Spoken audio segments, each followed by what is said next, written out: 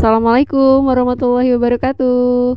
Welcome to my channel. Semoga channel ini bermanfaat buat kita semua.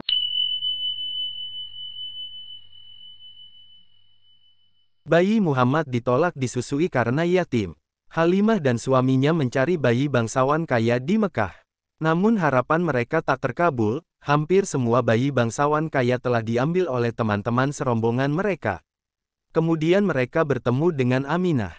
Namanya Muhammad, kata Aminah kepada pasangan tersebut, ia anak yatim tinggal aku dan kakeknya yang merawatnya.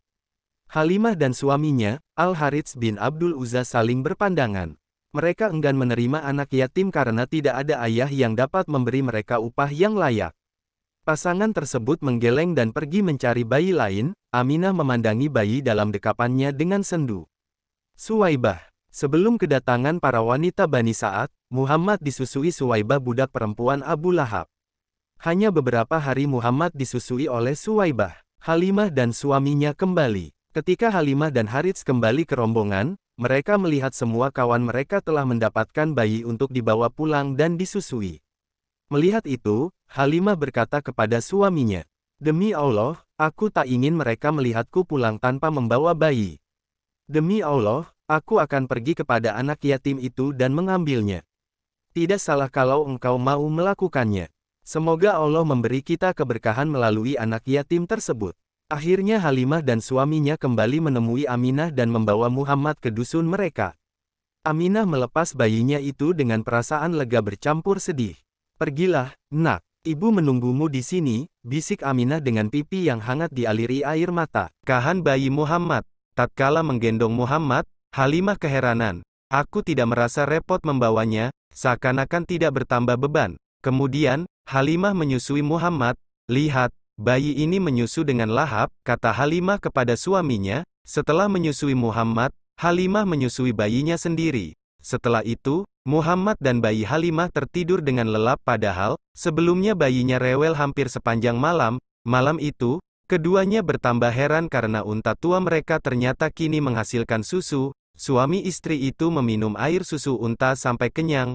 "Malam ini benar-benar malam yang indah," kata Halimah kepada Harits, "bayi kita tertidur lelap dan kita pun bisa beristirahat dengan perut kenyang. Demi Allah, tahukah engkau Halimah, engkau telah mengambil anak yang penuh berkah." Keberkahan bayi Muhammad. Lingkungan di Bani Sa'ad benar-benar sangat murni.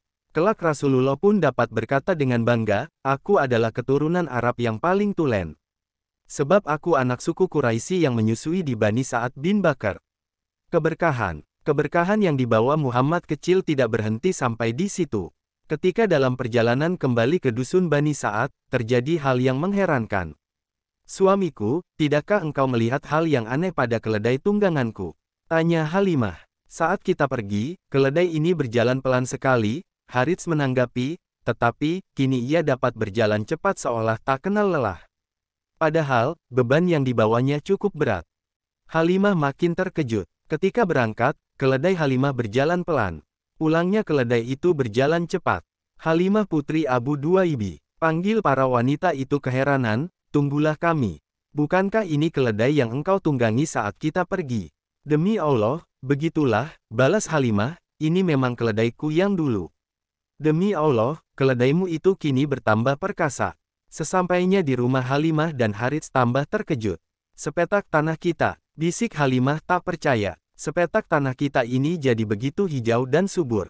Padahal, saat kita berangkat, tak ada sepetak tanah pun yang lebih gersang dari ini. Domba kita jadi gemuk dan susunya penuh. Kini kita dapat memerah dan meminum susu mereka setiap hari," seru Harits. Begitulah keberkahan yang mereka terima selama mengasuh Muhammad.